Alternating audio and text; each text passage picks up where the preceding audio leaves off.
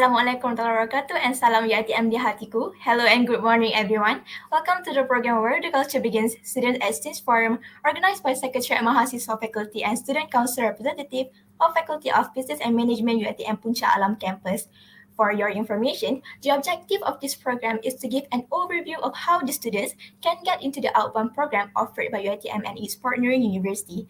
My name is Dina Hanani Azhari from UiTM Puncak Alam Campus, and I will be your MC for today's program. It is an honor for me to be part of this beneficial program. Not to forget, we'll feel honored to have our guests here, which are Mr. Said Ashrin Said Omar, the the Deputy Dean of Student Affairs of Faculty of Business and Management, Dr. Aida Azina Mansour from the Office of International Affairs OIE UiTM, and Mr. Khairul Aiman Zakaria, the Project Manager of this event. First and foremost, on behalf of the organizing committee, I would like to thank all of the participants for spending your time to be participate in this event. Before we start our event, we are going to sing our national anthem and Wawasan Setia Warga UiTM.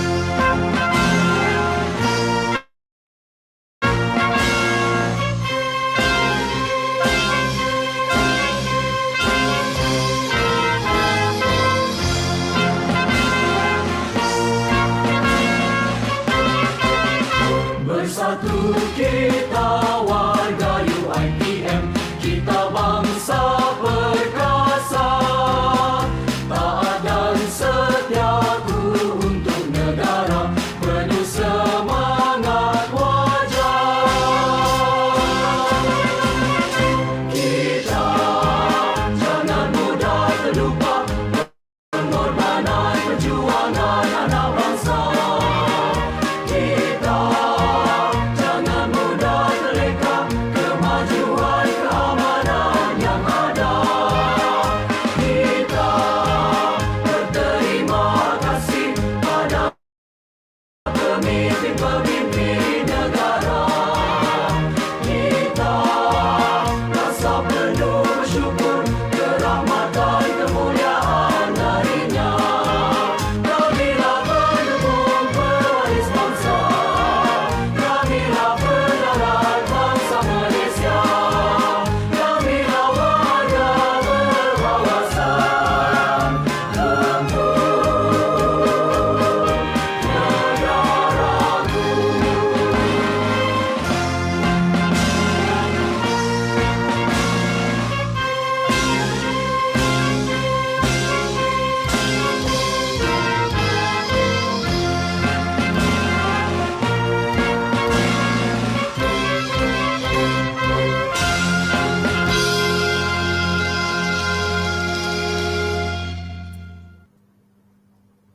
To bless our event for today, I would like to call upon Mr. Razik Fitri Biramli to recite the prayer.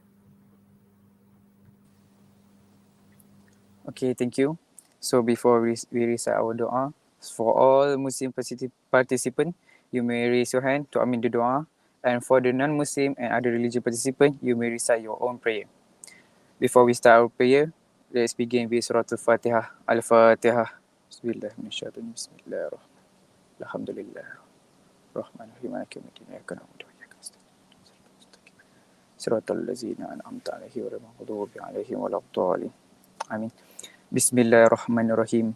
Alhamdulillahirabbil alamin. Wassalatu wassalamu ala asyrafil anbiya'i wa mursalin wa ala alihi washabihi ajmain.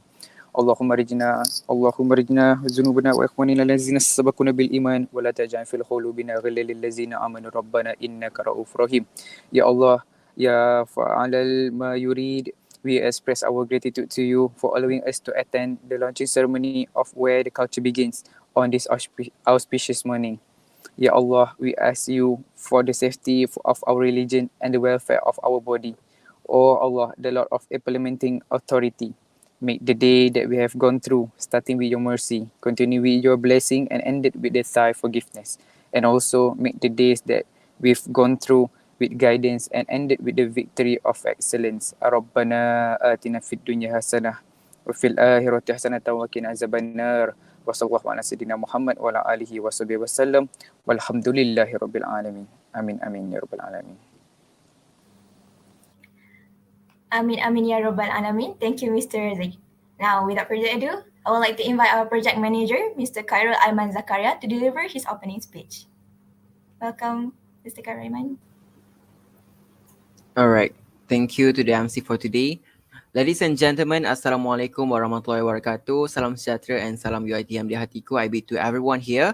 My name is Khairul bin Zakaria and I'm the project director for the program titled Where the Culture Begins, Student Exchange Forum 2021, organized by Secretariat Mahasiswa Faculty of FBM with Student Representative Council of FBM, UiTM Puncak Alam Campus 2020-2021 session. So it's my pleasure for me on behalf of the organizing committee to welcome all the participants to this impactful program for the betterment of us as a digital student in this pandemic era. First, I would like to say thank you and good job to my team as the organizing committee, SMF and ad hoc committee members that work together really well in managing this event. And thank you to the speakers coming from OIA, which is Dr. Aida, the representative from student in UiTM and Indonesia and university to share their talk and experience soon regarding the student exchange. And then we believe that by doing this program, it would benefit those students who are interested to join an exchange student program internationally. So we want to gain the experience, right? But we don't know how to apply. So any tips and do's and don'ts, procedure and opportunity regarding a student exchange, right? So hence, as a student representative, me and my team create this program to ensure everyone get the information and overview of how the reality of exchange student program. So learning is forever, no matter who you are. If you have the patience to study, just do it and grab the chance given by the university. So we do have hope that from this event, you can take note all the input given by the Office of International Affairs, which is Dr. Aida in the future, and our great speakers today, and we appreciate your question. So we provide you platform and time for you to ask any question related to exchange student program to ask to our representative from OIA and also the student itself. So just ask and we will answer all your question definitely. Let's create the two-way communication today and feel free to enjoy this session. It won't take a long time and I will ensure you that you will feel amazing by attending this program based on the input that you will get soon. So stay tuned and have fun, and I wish you all the best for your future planning, and don't forget to join our program next in the future. Hashtag FBM Awesome. Thank you very much. Thank you, Mr. Khairul Aiman. Moving on to our very first session, exchange students, where to begin, which will be discussed by Dr. Aida Azina Mansor, an International License Officer of Faculty of Business and Management, UiTM Puncak Alam campus. But before we get started, let's get to know our first speaker of the day first. It is a great honor and my pleasure to introduce Dr. Aida Azina Mansor, who obtained her PhD from University of Science Malaysia, Penang. She is now a professional member of Malaysia Consumer and Family Economy Association. Areas of expertise consist of neuromarketing, customer service, copywriting, and many more. Dr. Aida has been appointed as FBM's license officer for UiTM Puncak Alam campus starting from 2019. With over 2 years experiences of handling exchange students, I am now passing the stage to Dr. Aida. Welcome, Dr. Aida. Okay, Assalamualaikum everyone. Thank you, Dina. You look awesome today. FBM awesome. You also look awesome. All right, so I hope that you can hear my voice clearly. Yeah, Doctor. All right, okay. Bismillahirrahmanirrahim. First of all, I would like to say good morning to our Deputy Dean Student Affairs, Tuan Syed Asmi, Syed Muhammad, the SMF committee members, and also everyone who's watching this live event. So let me introduce myself. My name is Aida Azlina, and I am a FBM International License Officer. So I'm glad to welcome and thank you all of you for making your time, your busy time, especially during this weekend, to join us this morning. And so it's been a pleasure to be part of this event and wish you all a pleasant day so that you can get some information from this knowledge sharing session. So I'm going to explain to you a little bit about student mobility program, the process and what so on. So during this session, if you have some questions, you may ask and maybe Dina can read the questions to me. All right, so I've got some slides to share here. Okay. All right. Okay, so Bismillahirrahmanirrahim.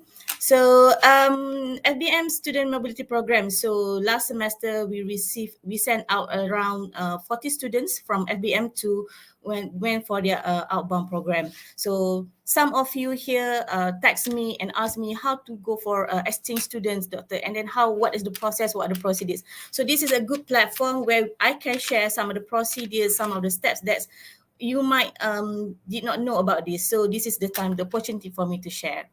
Okay, so the objective of today's program, I would like to give you some information about these mobility programs, what it's all about, what you can go, where you can go, what you can do, how much you can get the money, especially that one. It's a very interesting question. Students always ask me that.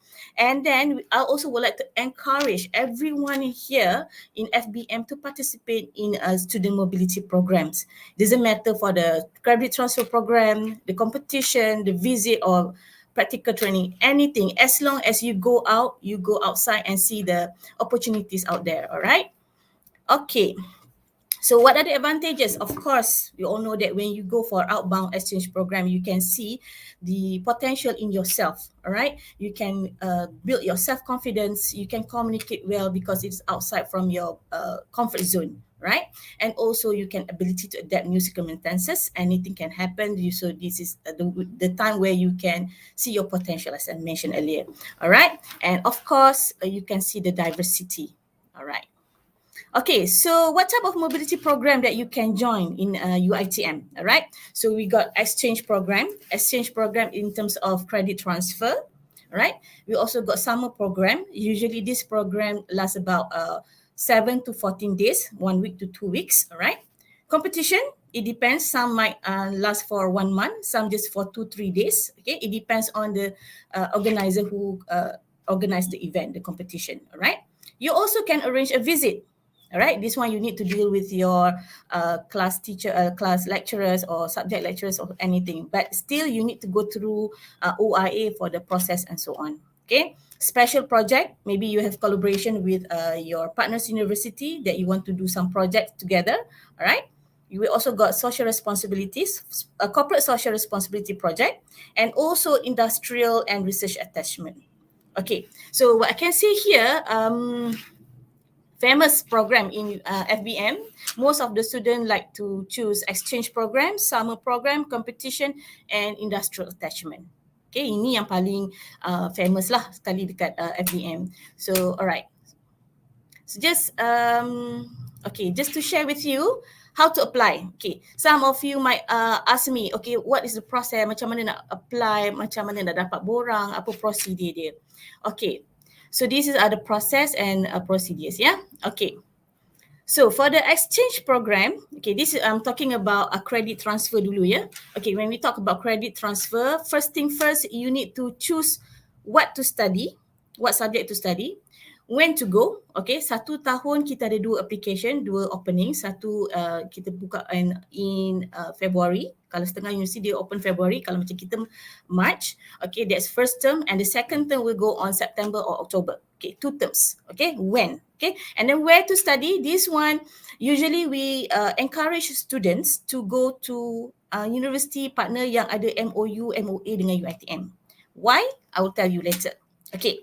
And then bila dah tahu mana nak pergi, bila nak pergi, apa nak study, and then you need to identify, this is what we call as self-research lah.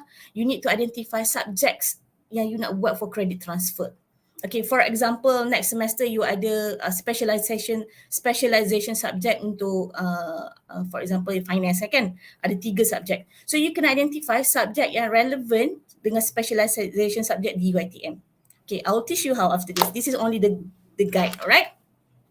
And then dah tahu apa nak buat, subjek apa nak pilih, then you come and get in touch with me. Come and get consultation with me, what to do next. Usually I will guide you what to do next, and then I will lead you to your personal, your penasihat akademik. Okay, and then everything bila dah lulus di peringkat fakulti, then you can fill up the application form.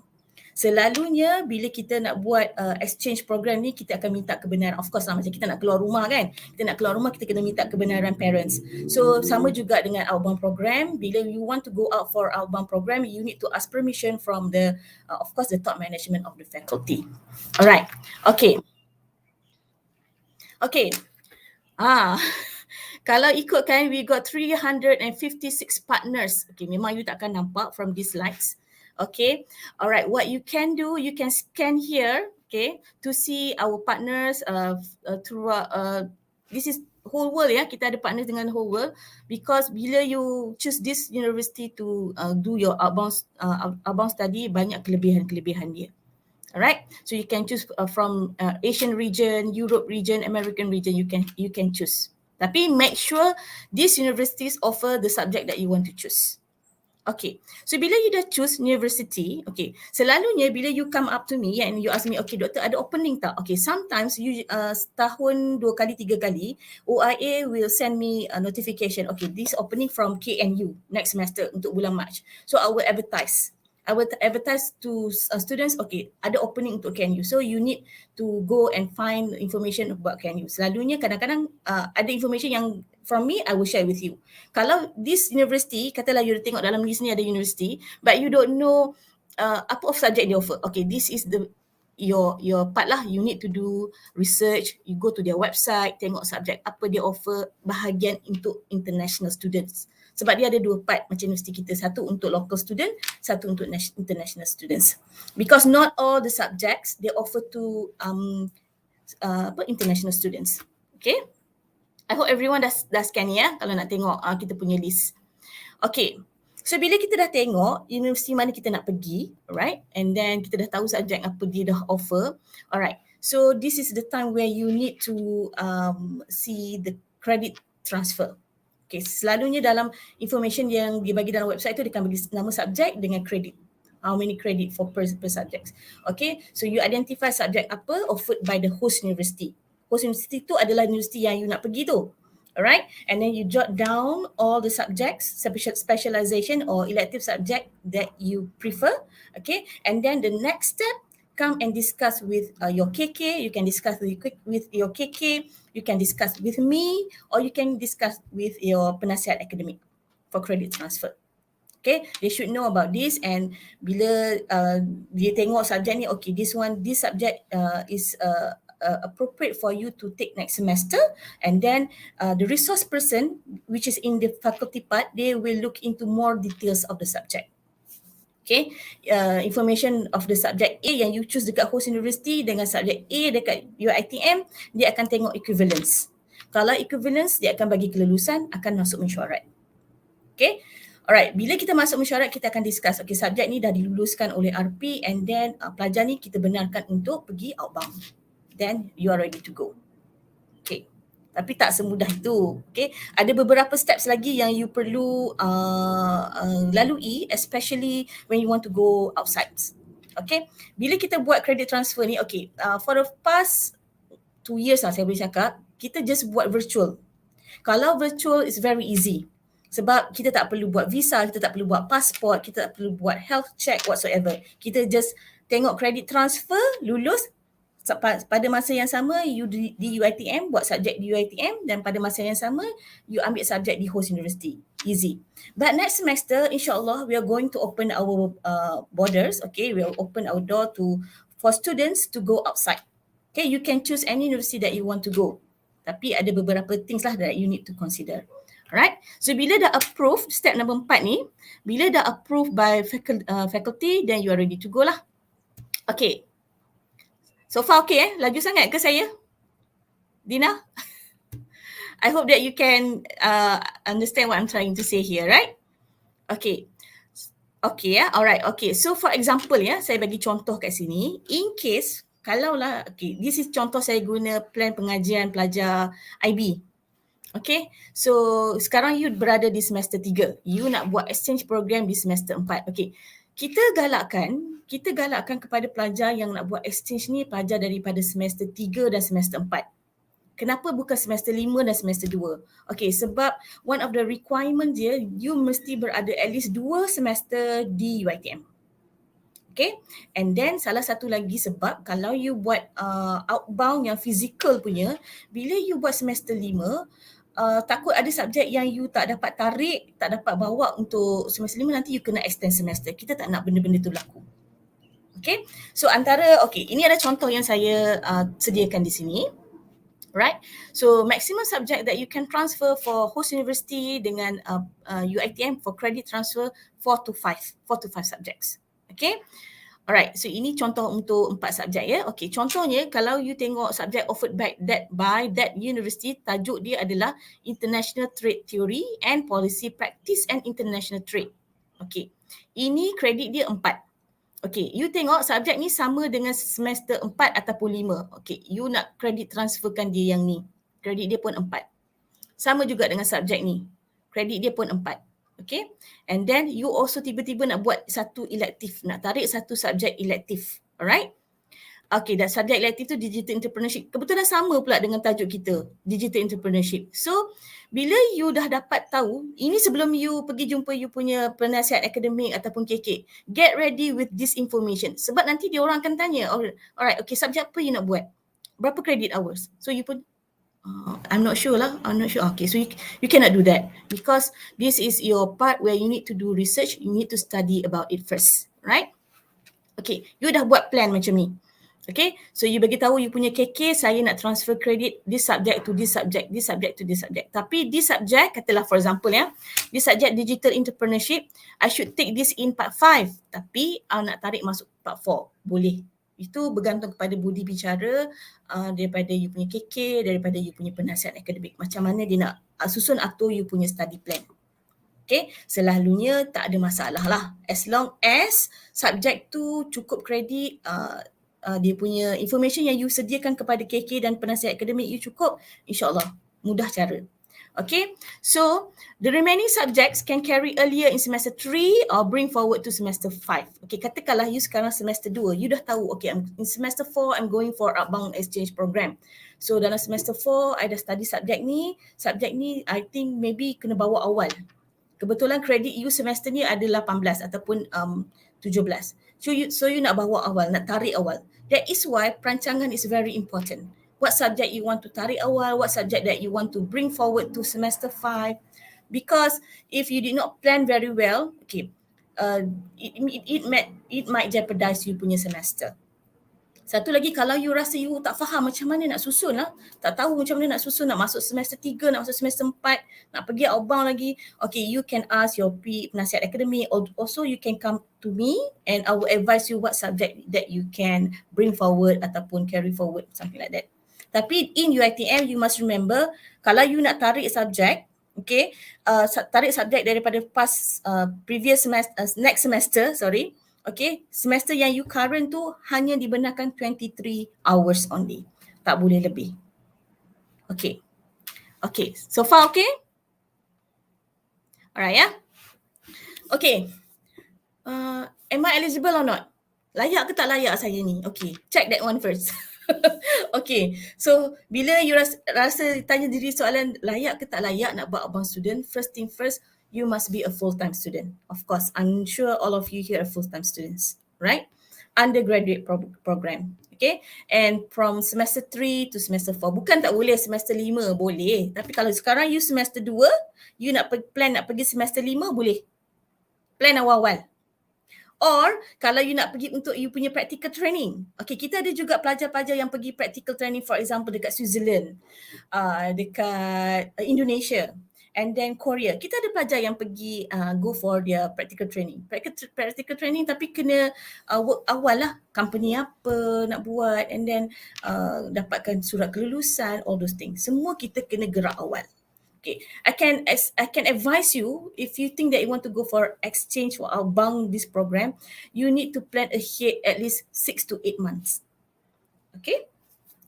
Alright, so 2 semesters, of course, and of course lah good communication in English, sebab everywhere you go semua is English communication. Alright? Good academic standing, preferably kita nak yang pointer 3.0 and above. Lagi bagus, lagi tinggi lagi bagus lah. Okay, and also you must agree to abide by the rules and regulation of the UiTM and host university. Okay, kalau dia bagi requirement macam tu, you must follow. Alright, and then also you must kita ada juga dana, tapi kadang-kadang ada cost incurred tu you kena tanggung sendirilah. Okay, ada beberapa cost yang UiTM akan tanggung dan saya akan explain later. The next slide. Alright. Okay, ada soalan? Dina, ada soalan? Kalau tak ada, saya teruskan. Doctor, we have a question here. Yeah, Arash Najmi asked whether the SC student program only focuses on IB students. Oh, okay. Arash, boleh. Semua pelajar di FBM boleh apply. Cuma pelajar IB ni dia special sikit. Okay, saya explain kenapa nanti lepas ni. Don't worry, everyone in UiTM, as long as a UiTM student, FBM student, you can apply. Health ke, customer service ke, event ke, office system ke, finance ke, anything you can go. Exchange ni, Arash, you must remember ya, exchange can be credit transfer, can be visit, can be competition, can be macam saya cakap tadi, industrial training, can be anything. Okay, that is why you need to discuss with your penasihat akademik, or else you can come to me and ask me. Okay, right. Okay, Dina, is that all? The question? Yeah. All right. Okay. Thank you for the questions. All right. Okay. So take note, the host university punya academic calendar. Sebab dia ada spring, dia ada summer intake, so you must take note. Usually kalau macam university di Indonesia, dia akan 1 month ahead before us kalau dia punya intake. Okay, so you must take note about that. So bila you dah ready, katakanlah kita punya selalu intake kata next semester on March. Tapi for example, university di Indonesia, February dia dah start. So you kena tolak ke belakang. 8 bulan sebelum tu you dah kena ready apa nak buat, nak kena isi borang, nak dapatkan kelulusan, all those things. Okay, and then kita ada juga information notification from OIA, intake from these universities. Selalunya dia akan salurkan kepada LO faculty, and then sometimes they also send to the students email about the intake. Right, kalau September intake, dia akan buka open from 1st March to 30th April. It depends on university, berbeza-beza. Okay, and for semester 2, for the February intake, it can from 1st September until 30th October. It depends. Alright. Okay. Okay, next. Yang ni yang ditunggu-tunggu kan ni kan. Program fees. Yuran nak kena bayar ke tak? Banyak mana nak kena bayar? Okay. Yuran UiTM you bayar macam biasa setiap semester. Right? When you go for outbound punya exchange program, okay, when you choose, sebab tu I ask you to choose university partner yang ada MOU, MOA dengan UiTM, because waiver to kita punya fees, okay, to apa kita panggil bukan pendaftaran, kita panggil yuran akademik. They want will be waived, okay. But student must be responsible for living expenses, okay, travel, food. That one you kena tanggung sendiri. Cuma yuran di-waivekan. Itu kalau universiti yang ada MOA and MOU. Okay. Tapi tiba-tiba lah you kata, alamak, universiti ni yang saya nak pergi ni, pakcik saudara saya lecturer lah kat situ, tapi kita tak ada MOU, MOA. Boleh, you still can go, no problems. We allow you to go because we want you to go out, to go global, to open your eyes. Still you can go, but you must pay all the fees, all the requirement by the universities. All the cost incurred in the university, you kena bayar sendirilah. Okay. Right, clear code. Okay. Kalau yang ni, kita ada dana tak? Okay, kita ada dana. Don't worry. Tapi dana tu kita ada kalau dana tu ni dua sajalah. Kita ada dana mobility dengan FBM, dana FBM. Okay. Satu lagi self-funded lah, Fama lah, father mother. Right. Okay. So for dana mobility dengan FBM ni, okay, kita ada syarat-syarat dia juga. Okay. So bila kita nak bagi dana mobility, dana mobility is from UiTM, ya. Okay, it depends on the cost, alright. And dia ada requirement dia juga. Kita more bagi kepada pelajar yang muat dia minimum mesti dapat band 3. Okay, lepas tu CGPA 3.0 and above. Okay, and also to the first time applicants. Contoh, kalau sebelum ni you dah pernah minta dana UiTM untuk competition, right? Katalah you masuk competition. Competition tu dana dia cuma $200 USD. Tapi the next semester you nak pergi buat exchange program. Exchange program tu memerlukan dana juga, tapi you are not entitled anymore because you already apply for at the first place. Okay? Okay, and then kita juga bagi for the first time, of course the first time applicants. Okay, and then to program, kita utamakan program yang ada credit transfer untuk satu semester. Minimum mestilah satu semester. Okay, or ada juga 5 days. It depends on kita punya proposal nantilah. Sebab tu dana ni kalau you nak minta, you must ready 8 weeks in advance. Okay, sama juga dengan dana FBM, sama kriteria dia sama, proses dia sama. You kena sebelum nak apply dana tu, antara kriteria yang selain ini dia ada kriteria, requirement yang diperlukan adalah permohonan you berjaya. For example, you punya application, okay, and then you apply, and then they response to you that say that okay, you are success, your application success. Kita nak bukti tu, okay, untuk kita apply dana. Okay, and then all the you punya IC, all those things tu adalah nanti dalam form yang akan disertakan tu, dia akan bagi checklist. Okay. Okay.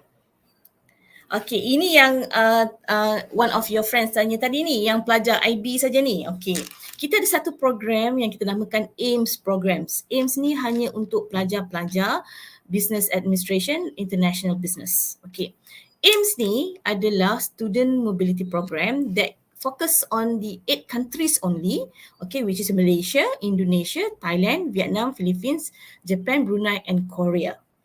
Okay, dalam AIMS program ni tak banyak program yang di offer, okay. Yang dia offer cuma IB, tourism, Okay, language and also satu lagi food science. Hanya program ni yang di-offer dalam AIMS programs. Tapi for those yang not from the IB, don't worry, you can go for another programs yang saya dah explain earlier. Okay, in case this is, if you are IB students, you can go for AIMS program. Okay, untuk AIMS program ni, dia ada specific university that you can go. Okay, kalau macam kat Brunei, kita ada Universiti Brunei Darussalam. Okay, ini adalah 8 countries yang kita yang I explain earlier. So you can go to these universities and identify subjek apa yang dia offer. Sebab kalau for example IB, memang this university offer IB subjects. Okay, alright. Okay, financial support for AIMS program. Okay, it depends on the countries that you want to go. Okay, this allocation memang kita dah bagi. Allocation ni memang untuk pelajar-pelajar yang go for this AIMS program. This allocation will cover accommodation, international health insurance, flight ticket and monthly allowance. Dia bagi sekali macam tu. Tapi it depends, you kena pandai-pandai lah macam mana nak bahagi duit tu untuk selama 5 ke 6 bulan berada di sana. For example, kalau you nak pergi Korea, the allocation money, okay, this is subject to change ya. Ini untuk tahun ni. Tahun depan kita tak tahu macam mana bajet kita. So each student will get 10,000 ringgit. Tapi ini that is why for you to get that money, sebab tu saya cakap 8 weeks earlier you kena dah ready dengan application form, surat penerimaan, all the form credit transfer diluluskan oleh fakulti untuk pergi buat exchange, all that. Okay, so ini sangat penting. Okay, so far okay ke? Ada soalan? Tak ada, okay. Accommodation, okay. Ada pelajar, ada universiti, kalau macam host university yang you pilih tu, some of them provide accommodation tapi berbayar. Okay, ada setengah tak provide, you kena cari accommodation kat luar. Kita ada case pelajar, this is not from our faculty ya, pelajar yang buat food science lah, dia buat di Vietnam. Okay, dia tak dibagi accommodation and then she needs to rent outside, and her experience during the stay is very very valuable lah, sebab dia dari situ dia belajar macam mana nak masak, dari situ dia belajar macam mana nak tukar duit and then find the halal food, especially in Vietnam. So this is very interesting for you to go outside and open your eyes and experience something new. Okay, so for accommodation, that is why I mentioned earlier, you need to buat study sikit. Okay, accommodation disediakan ataupun tidak, and then how much, right? Okay. Okay, student, other matters to consider, visa, of course, kena tengok country tu perlukan visa ataupun tak. Kalau perlu visa, kita kena sediakan visa. Bila dah dapat approval daripada faculty, dapat approval daripada university, dapat approval daripada host university untuk you pergi ke sana. Kalau perlukan visa, kita perlukan all that information. Okay, and then also insurance. Insurance perlu sebab kadang-kadang bila you berada di luar, na'udzubillah, kita tak nak benda-benda yang tak elok, tapi protection is very important, insurance services. Alright? Okay. Okay, I think that's all for my explanation on the outbound exchange program. Okay. Tapi saya juga ada group Telegram here. You can scan and join the group, because from this group I always share activities around from partners university. Okay, tak semestinya exchange program on the credit transfer. Saya juga share about kadang-kadang dia ada summer program, kadang-kadang dia ada webinar free, you boleh dapat certificate, itu yang kita nak kadang-kadang kan. Okay, so these are the information Telegram group that you can join, and then you can get more information about international activities. Okay, just want to share with you okay, this is my contact number. Okay, contact number if you want to contact me, direct phone number, and this is my email address. Okay, and then this is contoh pelajar-pelajar kita yang dah pernah pergi mobility programs.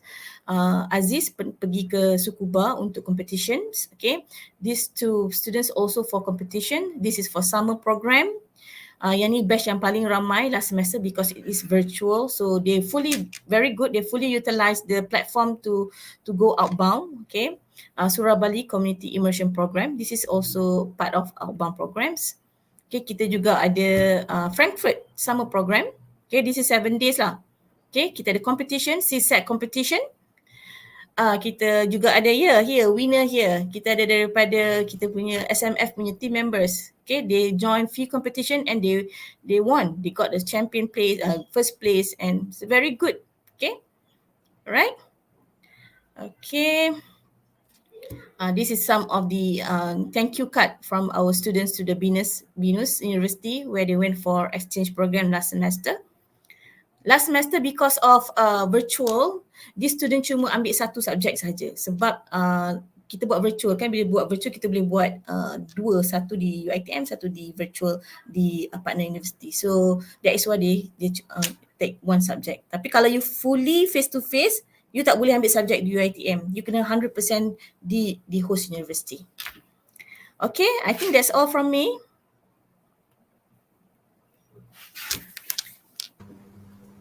Alright, thank you, Doctor, for giving a very clear insight into what UiTM has to offer when it comes to giving opportunity to students for exchange program. Now that we have a few minutes left before the session ends, we have a question for Nur Fazira. She asks, will there be any interview conducted for the applicants? Yes, of course, especially for AIMS students, AIMS programs, because the competition is very high from the students. So we need to do interview session to select the best student out of the best. Okay. All right. Okay, Doctor, I have a question from me. Okay. If the students were to get a free waiver, do they still have to show their bank statement, like in order to prove their financial stability? Oh, okay. Dina, it depends on the universities. Okay, some universities they need that approval, that need evidence for their confirmation. Okay, but some universities they do not need that. Okay, that is why I always advise my student, please read the requirements, please read the rules and regulation for each for the application for each university, because each university will have different style. All right. Okay. All right. So, we have a question from Siti Sarah. She asks, Assalamualaikum, Doctor. May I ask for scholarship apart from AIMS? Is there any scholarship for the students? Yeah, apart from AIMS. You mean scholarship? Scholarship in terms of fundings, right? Yeah. Sarah, okay, I assume like that lah, right? So we only got, like I mentioned earlier, the funding will be from the two source, okay, which is Dana Mobility, right? And also from the FBM. Okay, but it's not, it depends on the university that you choose, subject, based on the paperwork that we will prepare.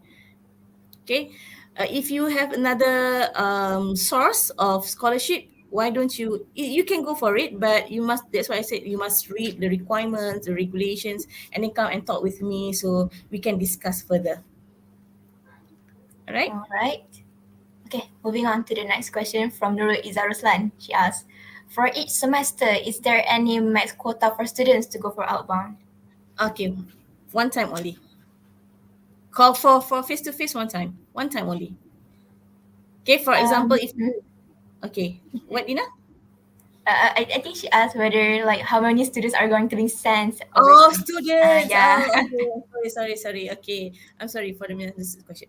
Okay, no maximum or no minimum. It depends. That is why we need to filter we need to get the application first from the students, how many students wants to go.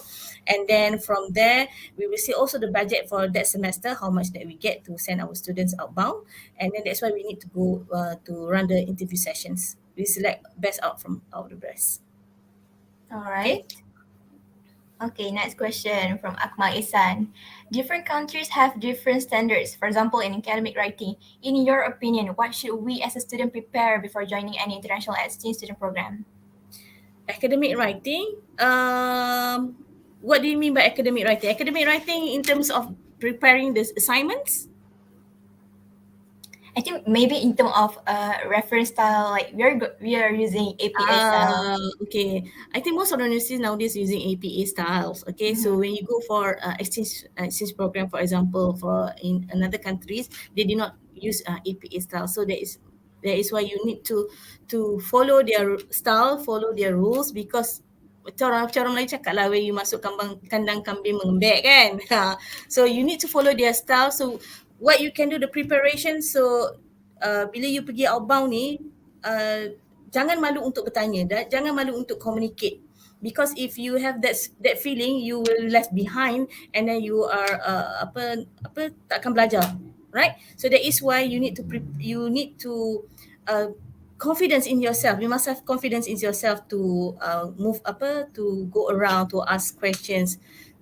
That is my advice lah. So kalau dia tak buat APA style, kita kena ikutlah cara dia. Yes. Alright.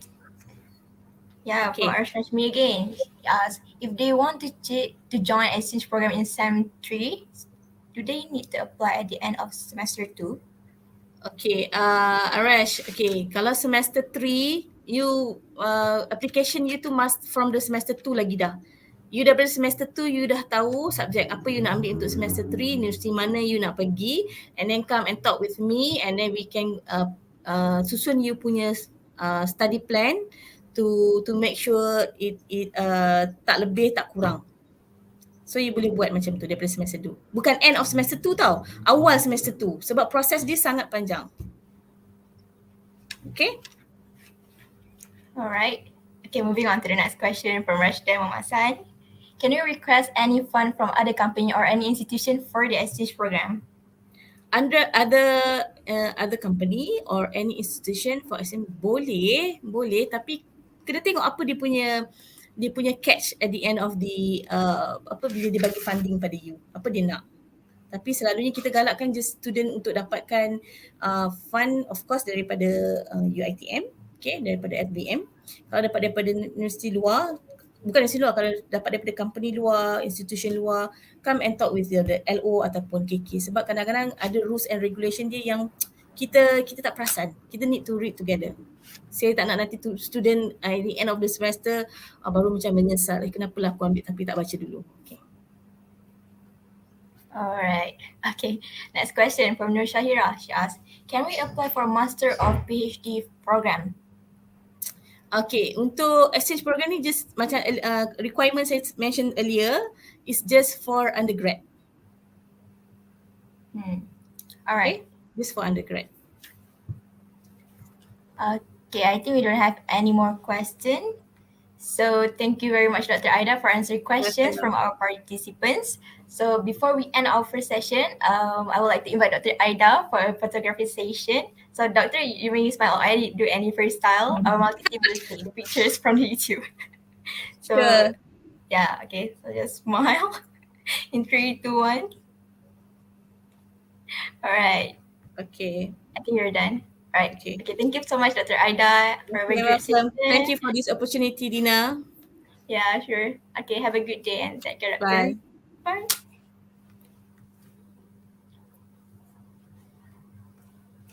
Okay, ladies and gentlemen, since you have been given insight of what UiTM has to offer for exchange student program by Dr. Aida, now here comes the most exciting part of our event, which is the second session, Life as an Exchange Students, Pros and Cons, which will be fully moderated by my fellow teammate, Mr. Rashdan Muhammad Hassan, who has numerous experiences in moderating for a session since his diploma years. On top of that, he was the Young Dipertua Majlis Perwakilan Pelajar session of 2019-2020 of UiTM Perak, and recently he won the first place for Sayembara Antarabangsa Pidato Alam Melayu 2021. So with that, I would like to pass the stage to Mr. Rashdan. The floor is all yours. Hi, Assalamualaikum warahmatullahi wabarakatuh, and a very good day to everyone, and salam UiTM di hatiku. First and foremost, I would like to say a big thank you to Miss Dina Harani, our Master of Ceremony today, looking gorgeous today, and also to Dr. Aida for the insights about the exchange program. So I do believe that every single one of you is very passionate with this program. So we are going to the next session, which is we are going to talk about life as an exchange student, either has pros or cons. And it is my pleasure to welcome every single one of you to the next session, which is Life as an Exchange Student Pros and Cons Forum. Praise to Allah Subhanahu wa Ta'ala, the most benevolent. We are given the chance to gather today for rather inspiring and insightful sharing for our amazing guests today. Before we kick off the session, I think it would be proper for me to introduce myself. As mentioned by the MC, I am Rashdan bin Muhammad Hassan, a student from Faculty of Business and Management who is currently pursuing my study in Bachelor of Business Administration honor in International Business. I would also like to thank the organizing committee for giving me this chance to moderate this wonderful session. Before we start with our forum, let us take some time, a moment. Believe it or not, it has been 2 years since the current epidemic situation has affected our daily life activities. The current new norm has really changed the landscape of how we learn, how we work, how we enjoy our life. It is totally different. I would like to invite each of us to enjoy and share the moments that we have been through, and let us hope that this situation is getting better so that we can enjoy our life as usual. Regardless of our age or level, let us look at how we actually manage our time and our responsibilities facing all the obstacles. When we talk about the exchange student program, some of us would think about going to a new country, like how Dr. Aidaf told us before, learning a new culture, so on and so forth. Today, this might change some of our narrative, whereby an exchange student program now only requires us to give full commitments together and might not cost us the same as the physical program. Because as mentioned before, we have the online exchange student program. This is the reason why we are here to discuss a big topic on life and exchange student program, whether it has pros and cons. We might also touch on the impacts, both physically and if it is done online. But at the end of the day, how it has been portrayed by the person who joined this program. So today, we have three amazing personalities, three amazing women with me. We are waiting eagerly to talk and share their experience regarding our topic today. It is it is an absolute honor to welcome them as our speaker today. Before we start, I would like to invite every single one of the viewers, our participants, to tag SMF FVM Awesome or maybe my Instagram Rashdan Hassan, so that we can basically repost your story or maybe your posting on any social media platforms. So please do that so that our program gone viral today. So I would like to introduce our panel today. Are you guys ready? I know you guys been waiting for this session for a long time. So our first speaker today, a passionate and highly motivated business economics undergraduate who graduated from our beloved university, University of Technology Mara UITM, with a bachelor degree in business managerial economics. Also have the chance to join the exchange program at Universitas Pendidikan Indonesia UPI in Bachelor of Business Administration. During her diploma days, she received the Anugerah Naib Chancellor, or known as ANC. So please welcome on stage Miss Rashida Muhammad Rasid.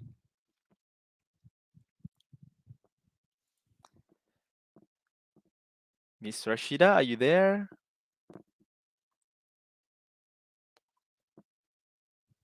All right, never mind. Maybe we have some technical issues, but I would also want to introduce other panels, which is our next speaker, currently majoring in Bachelor of Business Administration honor in marketing at UITM.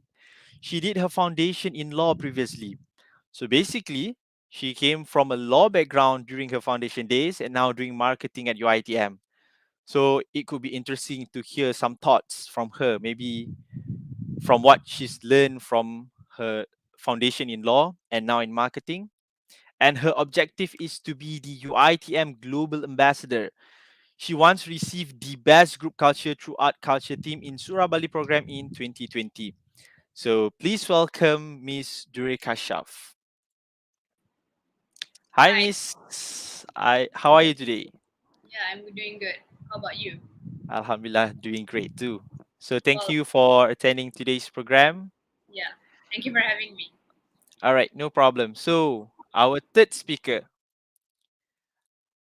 last but not least, she was born in Kediri, Indonesia, and currently living in East Java Province, also in Indonesia. She is an accounting student in Universitas Negeri Surabaya and once had a chance to join an exchange student program for 6 months in UITM with our faculty, the Faculty of Business and Management. Currently, she is the Tax Center Community in Universitas Negeri Surabaya, an organization under the Tax and Training Research Department. Please welcome Miss Tita Ayu Nirmala. Hi, Hello. Miss. Hi everyone. Hi, Mr. Rashdan. Hi. How are you doing today? I'm good. How about you? I I'm feeling great. So, how is the weather there in Indonesia? Maybe you can share Um, with us some thoughts. I think it's rainy today Oh, from this okay. morning. Yeah, so it's cloudy now. All right. Hope that you are feeling good now. So, I would like to welcome Miss Rashida Muhammad Rasid. I was told that she already here with us. So, hi, Miss Rashida. Hello, hi, Mr. Rashdan. How are All you? right. Alhamdulillah, very good. How are you, Miss? Alhamdulillah, I'm great. All right. So, thank you to all the panels. So, I truly believe that every single one of you can wait for this session. So, before we start, I would like to hear some commands. Not here. I would like to see some commands from the audience. If you are ready, please spam the chat box with hashtag I am ready. Can you do it for me? Thank you everyone for your cooperation. Yes, I've seen the commands from Nurul Iza Roslan. All right, thank you everyone.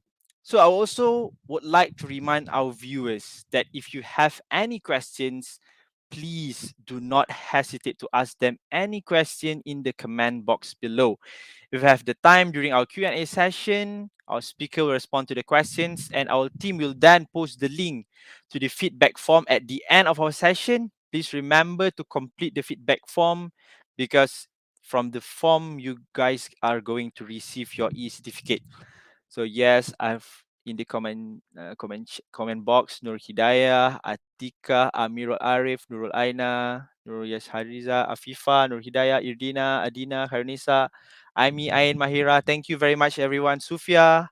So I guess before we start, to all the panels, they're going to have 3 rounds. For each round, every panel is given 5 minutes each. So to all panel, are you guys ready? All right. Thank you. So the first question to Miss Rashida Muhammad Rasid. What do you think about the current exchange student program? As we know, today the exchange program is held online, but there are still exchange program who held it's been done physically. So do you think that the impact is still the same physically and online? What are your thoughts on this topic? The stage is yours. So thank you, Mr. Rashdan, for the great question. I think that is very common question asked by my close friend. Okay, since that we are impact from COVID-19, so I also one of the student exchange program who are involved virtually in students exchange program. So my short answer is yes, of course, the impact is different when you undergoing physical versus virtual student exchange program. So actually, why there's a difference between these two modes is because of okay. Before that, first is we have to know that every student's exchange program has set their own objective, and the main objective set is generally is cultural literacy. So I want to clarify that either you are involved in virtual or physical student exchange program, this objective can be achieved. However, the impact is different in terms of your access. You during your virtual student exchange program, you don't have a greater access or experience for you to know more about the culture because you are restricted to gaining the experience and the cultural literacy during the class session only and between your friends or your classmate at the host country. So when we actually undergoing physical student exchange program, actually we can look uh, as a whole about the society, how they work, how they communicate, and the values and culture that they hold. So that's why I say I think that the impact is different. However, objective is still can be achieved. Thank you. All right. Thank you, Miss Rashida, for I think it's a very simple answer. She talked about the culture literacy, and I do think that I would agree with that because when we go online, we might not be involved in any cultural program, but if it is done physically, we might have this cultural program, culture night, with not only Malaysian student or the local university students, but also from the other countries, for example, from Indonesia, from Thailand, or maybe from the European countries, from the Germans, the Spain's. So yeah, it has different impacts, but at the end of the day, it has its own pros and also its cons. So the second question to Ms. Dure Kashaf: do you think there will be any barrier for any exchange student program? We can talk about so much barrier. We can talk about food. We can talk about maybe understanding of the language. But today, let's talk about in terms of educational diversity. What do you think about this? Do you think there will be any barrier for any exchange students program? Yeah, thank you for the question. Well, I think in terms of educational diversity, the first thing that will pop up to everyone's mind would be, oh, language. Let's say you happen to do your exchange student program in countries like Korea, Japan, or France, perhaps. The majority of people in those countries, they are taught English at schools, but I think majority of them do not use it in their day-to-day life, hence the influence of the language. But as a Malaysian student, if you go to these countries for the exchange student program, I think you have to learn a few words or to initiate a conversation. And also in these countries, the classes that they are taking will be held in their respective language. So I think it would be a challenge if you don't know a single word for your education purpose. However, in my case, language was not a barrier because I went to Universitas Erlangga at Indonesia earlier this year. And I think Indonesians are relatively fluent in English, and my classes were held fully in English, was conducted fully in English. So it was not a barrier for me and a lot of my classmates as well. But in my case, it was not so much a barrier. I think it was a learning point for me as well, because I took celebrity culture. So our classes were held as a two-way communication. So there was a lot of exchange of opinions and stuff like that. So there were some students from Spain that they were talking about reality shows in Spain, which I didn't know about. So I couldn't mingle in what they were talking about. And for example, my lecturer Ibu Dia, she was talking about a sports celebrity in Indonesia, and I thought I know my neighboring country well, but I found out later that I'm not quite familiar with the many of the celebrities there. So that was not a barrier, but it was certainly a learning point and a wake up call. Oh, you don't know a lot of things, I would say. So yeah. All right.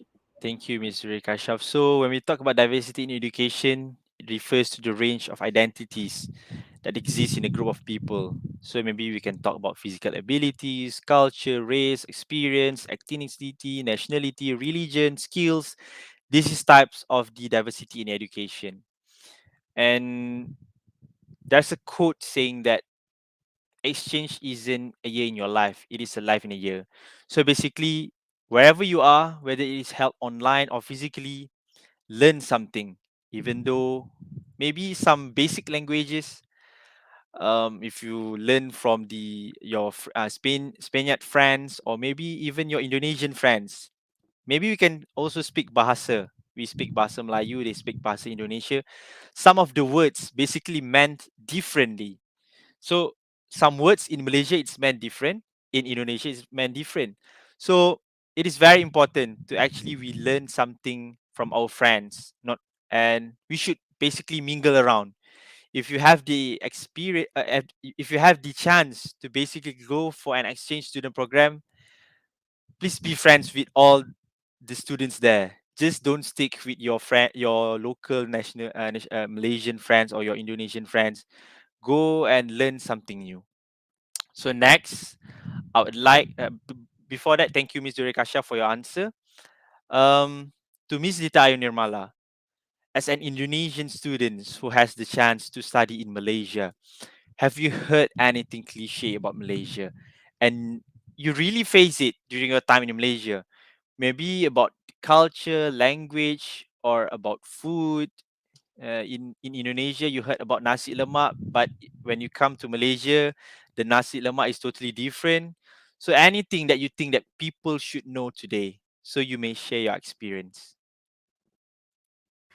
All right, thank you for the opportunity. Before I decided to join this program, I heard that in Malaysia, English is used as the one of the main language, especially when they studying or work or important things. And I also think that everyone use it in daily life too. But it turns out that English is indeed mandatory to use when studying. Well, actually, that was one of my motivations to join this program because I want to improve my English skills too. So I'm really excited when I have the opportunity to join this program. And when I started registering as an exchange student and when my class started as well, it turns out that in Malaysia they use English when studying process. And of course, I learned to adapt to the new class circumstance in the board. That's really cool because in Indonesia, like what Miss Duri Kazab said before, it actually we still use Indonesian in the learning process. And it's a main language in the study because the government encouraged that in our learning system we are required to use a good and correct Indonesian. It because you know that Indonesia has several islands and regions where each region has a different language, so it must be united in one national language that is Indonesia. But there are indeed some classes such as international classes, several international institutes where they use English as the main language for their studying. And about the culture, maybe yeah, absolutely. Obviously, every country has their own characteristic, right? And about the food, because I never go there and I never see the nasi lemak, uh, I never see the nasi lemak and I never felt it how that tastes. So I don't know. But when my friend sent me a picture about the nasi lemak, I think that is really delicious. I think that's what I know when I was studying there because this program is online, so it has a limitation for me. But I really agree that this program is a really incredible and amazing experience for me. Thank you. All right, Miss Dita, do you have any experience eating any of the Malaysian food, and do you think it has some similarities with your local food in Indonesia? It actually I never maybe roti john, is that a Malaysian Oh, food? yeah, yeah. Yeah, it's available in my state, so Oh, I almost eat that every month. oh, Yeah, all right. and about the nasi lemak, maybe there's have a similars with the name of nasi uduk. It's from Jakarta. Oh, okay. Yeah. All right, thank you. So we learned something today. We have some similar food with nasi lemak in Malaysia, but also we have something with the different name in Indonesia. So we have learned something today. Thank you, Miss Dita, for the knowledge. So thank you, Miss Dita. So we have done with our first round. We are going to have two rounds left. And to Miss Rashida, do you think culture shock would be one of the reasons why an exchange student failed to be good academically during the program? Because I have friends, international student program, and also international student who came to Malaysia, basically, for example, from Japan. When they come to Malaysia, they have culture shock about our transportation, public transportation. Because in Japan, when the bus are moving, the door will be closed. But in Malaysia, some of the bus when the bus are moving, the door is not closed. So they are shocked with that. So for the first month, second month, they felt that something rare. So what do you think? Do you think that this culture shock basically would affect them academically and be one of the reason why an exchange student failed to be good academically during the program? The stage is yours. All right. So it is an interesting question I want to answer because first of all, I want to clarify that culture shock is a normal thing. It's a completely normal when you enter a new circle, a new environment, a new society. So the most crucial part in this discussion is how we ourselves want to cope with the culture shock. Because if we are unable to cope with the culture shock, then we are not able to remain sustained in what we do. So I want to share a little bit about what I learned during the students exchange program in UPI. I take a subject named as cross-cultural management. So we learn about the phase in culture shock. So the first one is honeymoon phase, where during this phase actually it is up to 6 months where everything seems good at the host country. The people, the situation, the government, the culture, the values, and everything you look good because it is your first time to come to a new place. So it is same concept as if we buy a new things, everything excites us at the first place. So the second phase is named as frustration phase, where when the honeymoon phase is ended, so we go to the next phase named as frustration phase. We start to reject everything that is in host country, meaning that everything looks very annoying, everything's very tiring, like what you said during your about your friends in from Japan. So actually, during this phase is the most important phase because you have to cope with yourself so that you are able to move out from this frustration phase. So if not, you are not able to sustain, like I said before.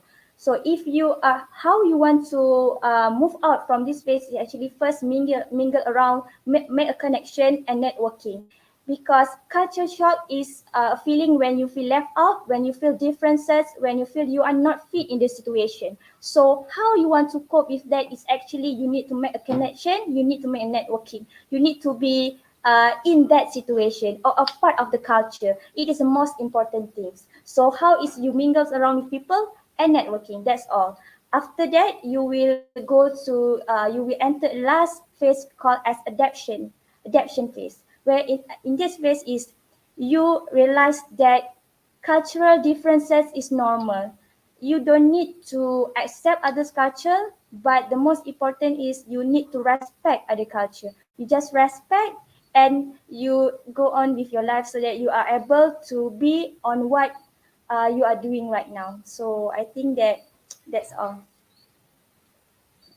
All right, thank you, Miss Rashida. So basically, you told us about the honeymoon period, frustration phase, adaptation phase. Do you basically face these three situation or these three period? You yourself. Do you have this experience? All right. So maybe if you want to share something to us. Yes. So actually, at first, actually, although that Indonesia and Malaysia, we don't have so much difference in terms of language because both of us can speak in English and also Malay. So, however, the way they pronounce it's a little bit different because when my lecturer, we call as dosan, okay, so my lecturer asked us to create a PowerPoint. They don't pronounce it as PowerPoint, but they pronounce it as PPT. So at first, I find it hard and I need to ask my classmate from the Indonesian to help me with that. So that's all. All right. Thank you, Miss Rashida, for your own experience. So basically, she told us about this honeymoon period where we feel overwhelmed when we first arrive in the country. And then there's this frustration phase, maybe because we don't have friends, or maybe we miss our family, we miss our friends in Malaysia or in our Indonesia. And then there's come this adaptation phase whereby we should accept that culture different is normal and we should respect each other. So yeah, barrier is language is sometimes a barrier. For example, PowerPoint, they pronounce it as PPT, and even if they pronounce I, they pronounce it as E. So, for example, Universitas Islam Indonesia, they don't pronounce it as UII, they pronounce it as UEE. So, basically, when we go there, that is why it's very important for us to learn something. So when we talk about culture different is normal, respect, maybe in Malaysia we can relate this situation very, very well. For example, we have the Malays, the Indians, the Chinese, and all those native in Sabah Sarawak. Different culture, different food. Food is very simple. It's the very most common thing when we talk about culture. We have nasi lemak, nasi ayam, or roti canai. This is from different races, different culture. But at the end of the day, because we respect each other, we are proud with what we have. So when we proud with something that we have, we should also proud with what other people have. So thank you, Miss Rashida, for the first question, the answer. So next, moving on to Miss Durika Shaf. Do you agree with the statement that exchange students participant will risk falling behind with their studies, even though it is conducted online? What do you think about this? Do you have any idea or your own thoughts? Yeah, sure. So basically, I myself was an exchange student, virtual exchange student earlier this year. So honestly, I cannot speak for everyone, but I think from my personal experience, I think it wasn't a problem and it should not be a problem. But again, it's varies from person to person. Well, I think the nature of education system itself has shifted from face to face to completely online. So I think with online, it allows us to learn at our own pace. So more so with online, I think you have to be even better at time management because there's nobody behind talking to you like, oh, you have to do this now and get this thing done by I don't know tomorrow or something like that. And you have to have a sense of responsibility towards yourself. You're not being asked to be responsible for anyone. And I think for exchange student program, what I did was that I took a class that I think I can have fun in. So, for example, I took celebrity culture. I knew that if I took a harder classes, I was afraid that I couldn't cope with the amount of assignments that I have to do at UiTM as well as Universitas Airlangga. So I took a class that was relatively not easier, but was much fun to be in because it was held in a two-way communication kind of session. So I think that thing that you can take note on, be smart at in choosing courses that you want to do at the respective university.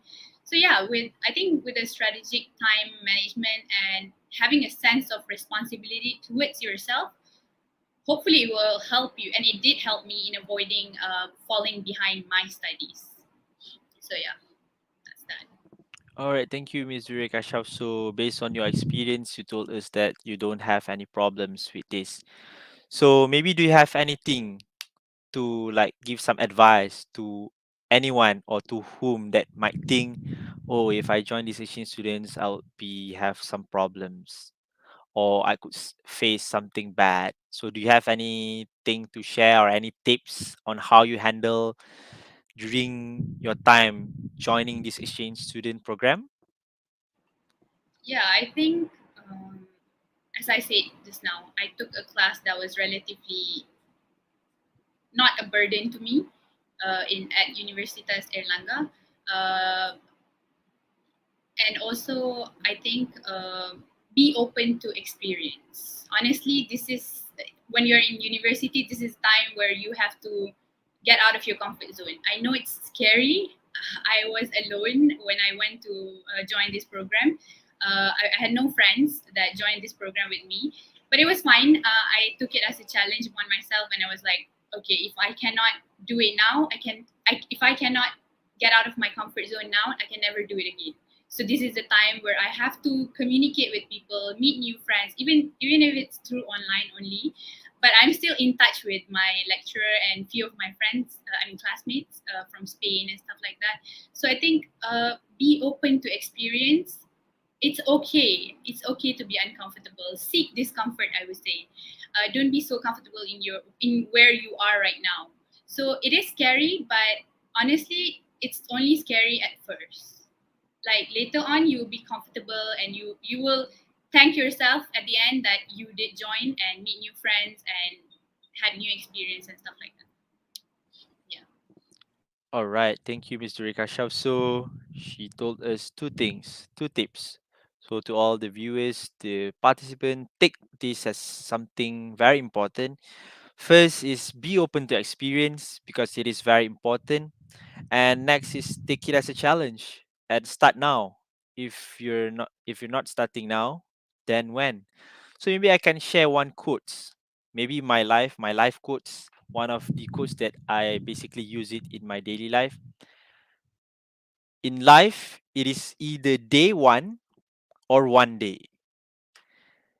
It is either day one or one day. So if you want to start something, it is today is day one and tomorrow day two, day three, day four, and until you succeed. Or one day I'll be successful, or one day I'll take it as a challenge, or one day. So basically, it is our own choice. So be open to experience and also take it as a challenge. Thank you, Ms. Durek Kashaf. So moving on to Miss Dita Ayunirmala. So what are the things that help you the most during your time being the exchange student program yourself? And do you think it broadens your horizon towards a culture or a country? So maybe when you're in Malaysia, or if you have any other experience in other countries, you may share it also now. So during your time as an exchange student, do you think that it broadens your horizon towards a culture or a country? The stage is yours. All right, thank you. And well, like I said before, that I never go to Malaysia. But well, actually, I joined this program with approximately 12 friends from the same university and six of them from the same classes, including me. So when I have the same schedule with them, I relieved that I'm not alone. We took two subjects at the last semesters, and when the first entered, we were directly by Madam Ada. Then we got a buddy to direct us during those early semesters. She is really super kind, friendly, and helpful. I'm glad to meet her. And I had a trouble at the beginning of the registration because my data was not valid yet. I'm not sure about that, but of course, I was worried because my friend had finished all of them, and they also got classes. So I got a panic at that time because I left behind. But luckily, UITM get over it right away, so I'm relieved. And I believe that, I'm not alone. There's some friend who's have same problems with me too. And then when in a class, and Alhamdulillah, everything is running well. The class activity has a no form from my university. Like a lecturer will share the material when they have a meeting, and there's an exam for sure. And when in the class, luckily my friends were very friendly, so I can't easily to reach them. We have a great communication as well. And then it's the same when I have some problem to understanding the material. Usually I invite some friends from Malaysia and also from Indonesia to discuss it together. Sometimes I also ask the lecturer about the material, and the lecturer is very good at explaining the material. And about the cultural exchange, I really like it. That is the best part that I ever had. At that time, I really had time to attend a culture exchange event, and it made me add knowledge I didn't know before, such as Malaysian culture, which uses certain traditional clothes. It is named baju kurung. Sorry if I'm wrong. Yeah, it's Yeah. correct. All right. And then some special food like nasi lemak and roti john, stuff like that, and some which I didn't really know before. Besides that, what made me excited to join this program was that I made a lot of friends, not only from Malaysia, Indonesia too. some friends whose areas is from far away from my house, and some from other countries as well. Even though it's online, but I really enjoy that moment. All right, thank you, Miss Dita. Maybe if you want to know, if you know about baju kurung, Miss Rashida is wearing baju kurung. So maybe you could share to us what are the most thing that you're missing the most about friends, Miss Dita. You told us that you have friends from Malaysia, even from Indonesia, from other countries. What are the thing that you miss the most after you've ended the exchange student program? It actually when I with my friends in Malaysia, we share a lot, like our favorite songs. A lot of my friends have uh, is a fans from an artist from Indonesian, so sometimes we have sing that song together, and that's really really great experience that I ever had to, because we doing a video call, and then we sing that together, and then the next is when we share about our language too. My countries, I live in Java, and we have our own state language, so that's called Javanese. So sometimes when in Malaysia you call it a brother as an abang. Sometimes I called him as an mas, and then sometimes we call it a sisters is like aka or kaka, right? I call them as mbak, stuff like that. Yes. Yeah, All I right. think that's all. Maybe you can sing for us some of your or Malaysian songs or any Indonesian songs that you know, or do you? I didn't know now. No. Okay, it's no problem. But yeah, when we talk about language, I have friends from Indonesia. Sometimes they call me Kak. Like Kak in Indonesia is abang, right? So when when I first heard it, I was like, Kak? Oh, okay. But then when I realized, oh, Kak is like abang in Malaysia. So yeah, it is very important. So Dita, do you have anything to say? I think no. That's all. All right. Just for ka, ka is for the universal. It's you can use Oh, it for abang too and for sister too. That is oh, Indonesian okay. language. Yes, that's right. Oh, all right. All right. Thank you, Dita, for that.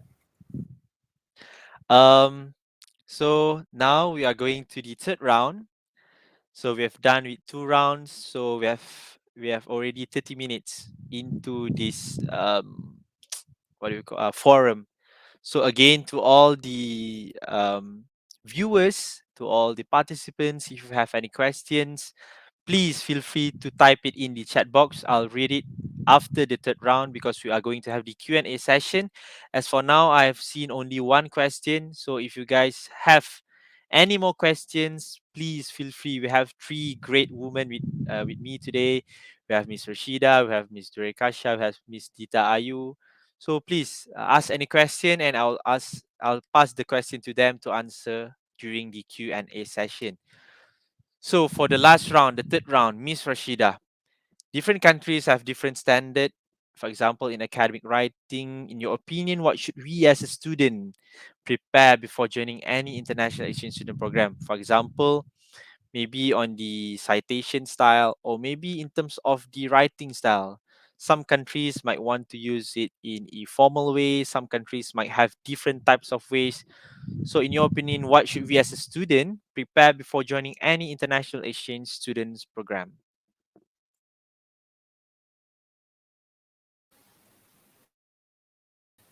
Alright. Actually, there's a lot of preparation that we need to do before we enter a new circles or a new environment. So not only in academic, also things that we should not miss out.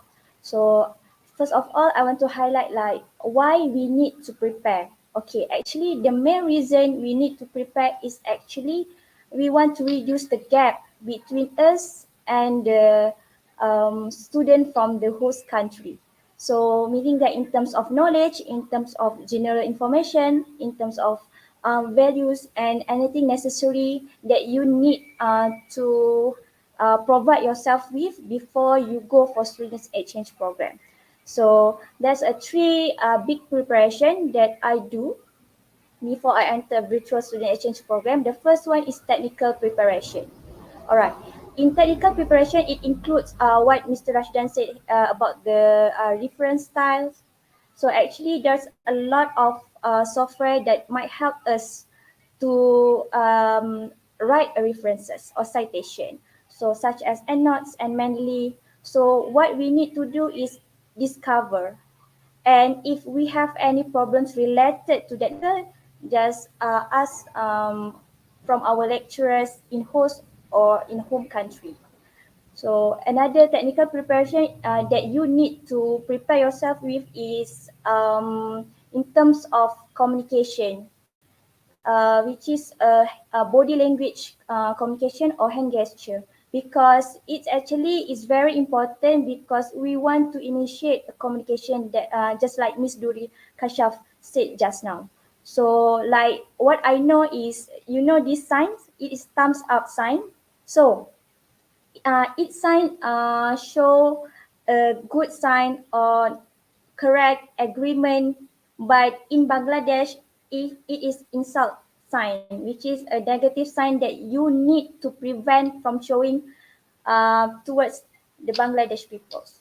So you need to have knowledge, a little bit knowledge about that. The second one is this kind of um, sign, which is in a certain country, we use this to let people come near us. But in certain countries, it is rude. Same goes with watch, looking at our watch. So this signs is very we should avoid this sign because it is very rude in certain countries, because it shows that we want to cut off the conversation as soon as possible. So it's very important for us to know at least the general one. So the second one is mental preparation. Okay, I always said to myself to always set in our mind that if we enter a new culture, we will face with a lot of challenges and obstacles. It is normal because we are in a new situation. And when we talk about new things, firstly is we always face with failure. So it is normal.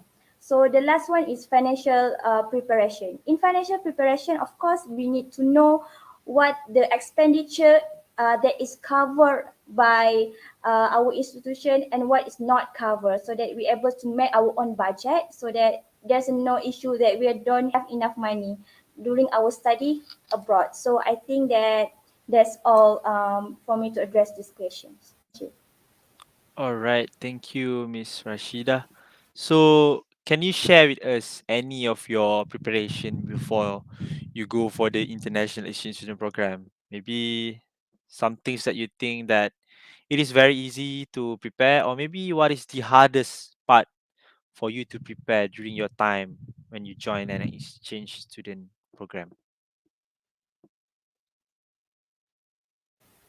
Okay, so actually what I prepare is asking friends from Indonesia, because I go for student exchange program in Indonesia in UPI. So I have a friend who are also involved in students exchange program. He is from Indonesia and comes for students exchange program at UiTM.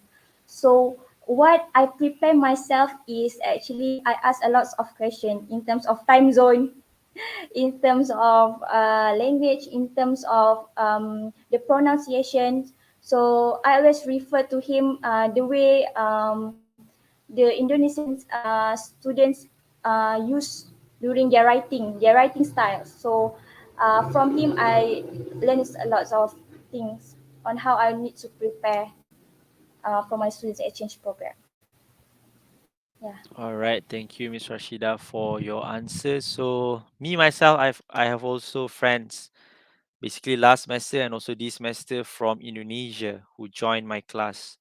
So basically, maybe even though we are not an exchange student program, but if there is someone who are an exchange student program who are there in our class, please be friendly with them.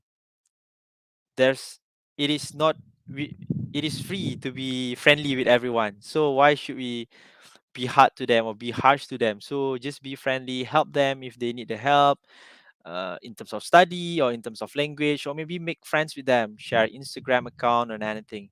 So thank you, Miss Rashida. So moving on to Miss Dureka Shaf. How far should a student adapt with their country that they are going?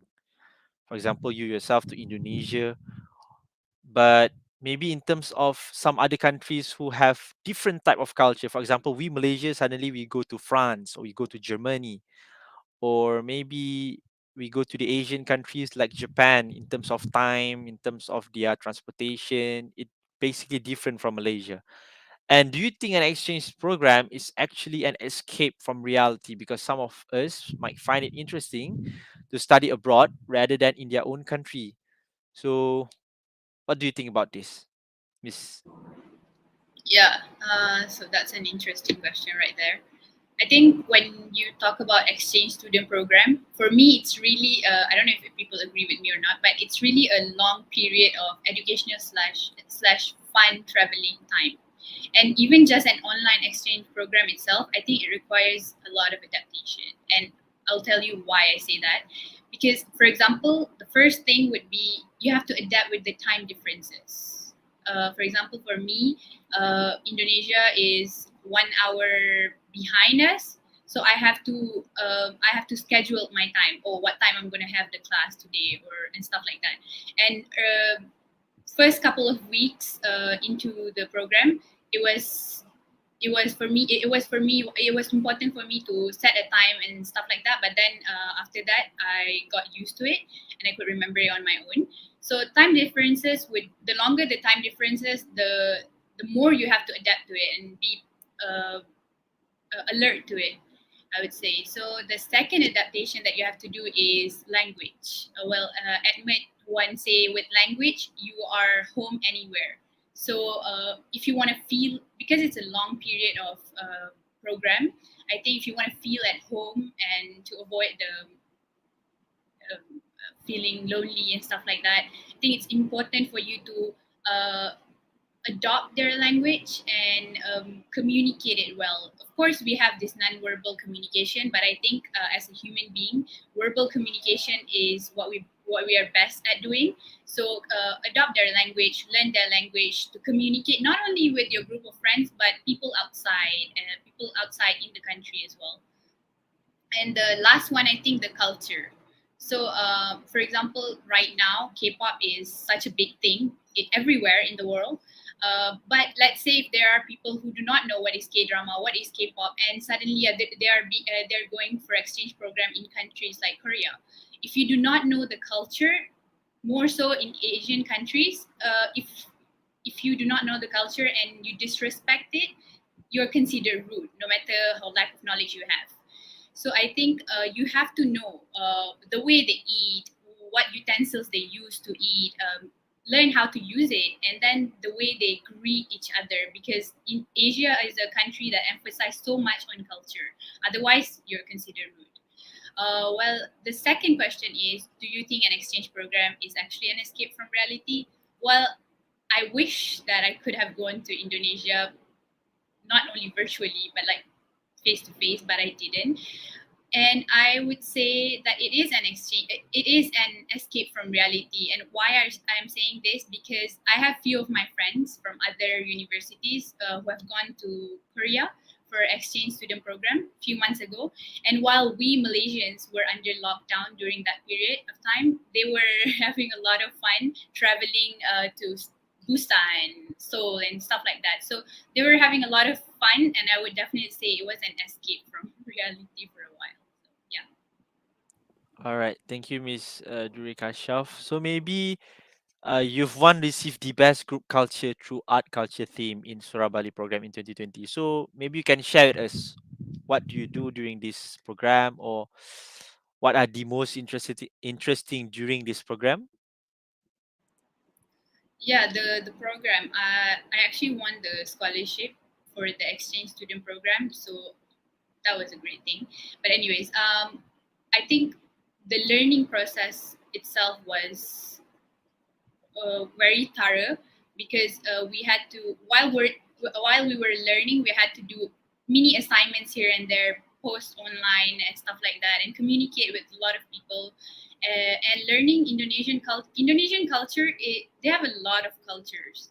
And for me to grasp it in a day, it was hard, but it was definitely fun to learn what food they eat and the similarities between foods language, I would say, was also something new to learn.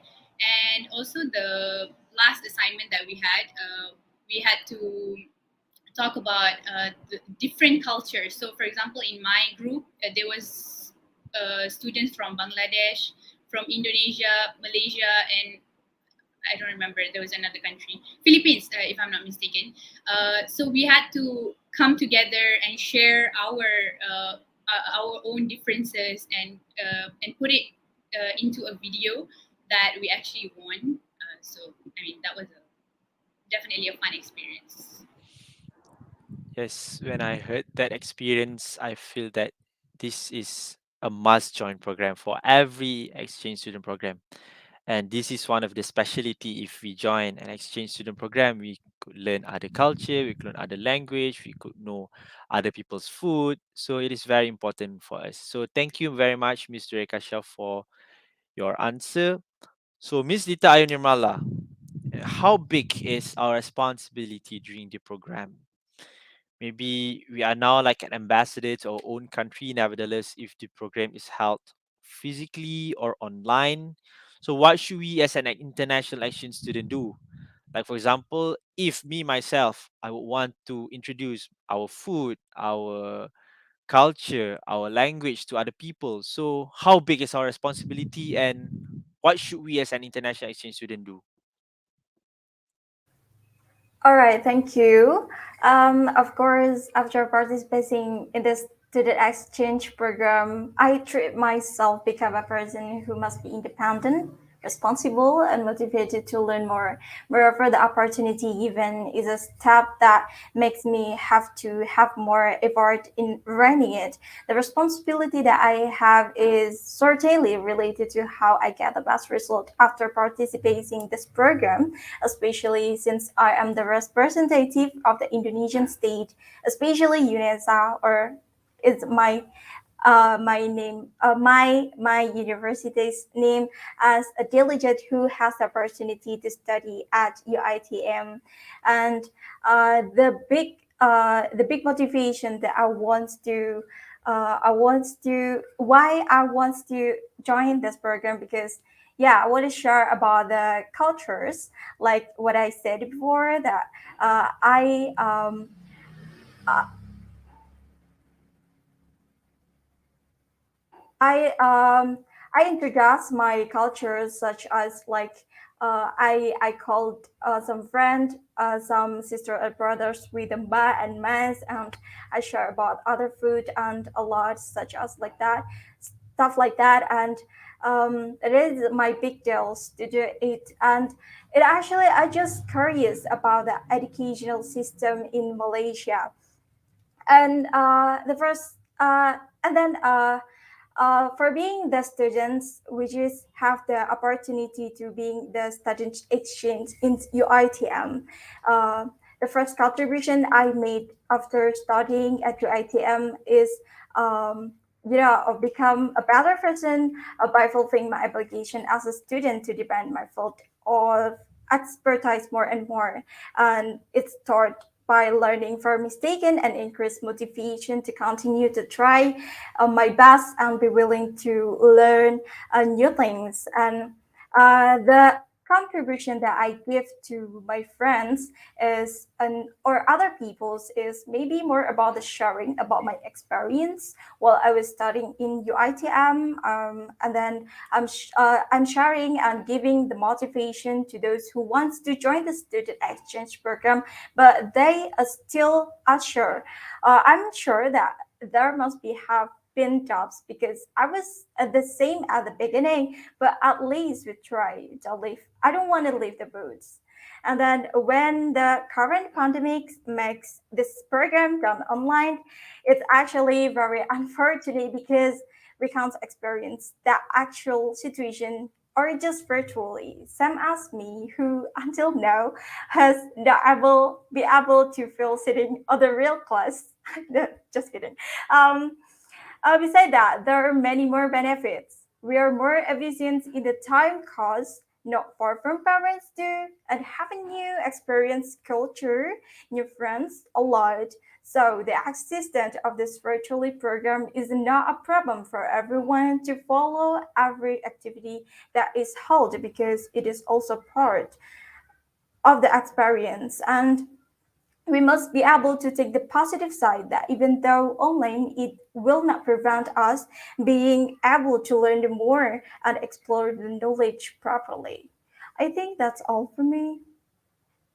All right, thank you, Miss Dita. Maybe you can share with us some of the culture or food that you want us as Malaysian know, or we as a Malaysian want to try if we are there in Indonesia, or maybe if you are in Malaysia. For example, like nasi penyet, like it is one of these Indonesian food. So maybe there's other things that you want us to know, we as a Malaysian, about your culture or maybe your food, something that something is a must try food or a must know culture as an Indonesian. All right. Maybe for the popular foods in Indonesia is rendang. Do you ever hear that? It's look like a beef, and I think that is really good taste too. But my favorite food that I want to share to try is soto Lamongan. It is really like a soup, but there are the pieces of chicken. Ada ayam yang diberikan di atasnya, kemudian kuahnya itu terbuat dari beberapa rempah seperti kayak kunir dan itu sangat enak sekali apalagi dimakan when the raining ketika dimakan Oh. saat hujan itu sangat enak sekali. Yeah. So basically, we have our own version of rendang too, Miss Tita, and we also have this soto thingy, but we also eat it with rice sometimes. So yeah, so basically we have some similarities. So thank you for your suggestion. Maybe yeah, because I've one tasted Indonesian rendang, and it is tastes differently from the Malaysian rendang. So maybe to all the viewers, if you are there in Indonesia, you can try the rendang and maybe the soto, like Dita have told us. Maybe Dita is hungry now because she told us that it's raining in Indonesia now, and suddenly she told us about soto. So maybe Dita, you can find soto after this program. All right. So we've done with our three rounds. After this, we are going to the Q&A session. So again, to all the participants, to all the viewers in YouTube live, feel free to ask any question. I'll read the question and pass to the panels or speakers. And after the Q&A session, to all the panels, I might ask some simple questions to wrap up the session before I myself wrap up this whole forum. So for the first question from Mahira AJ, how did you manage to make new friends or acquaintances via online platform? What is hard, especially if they are from different part of the world where language is a barrier? So maybe I'll pass this to Miss Duri Kashaf, since she had friend from Bangladesh, from Spain.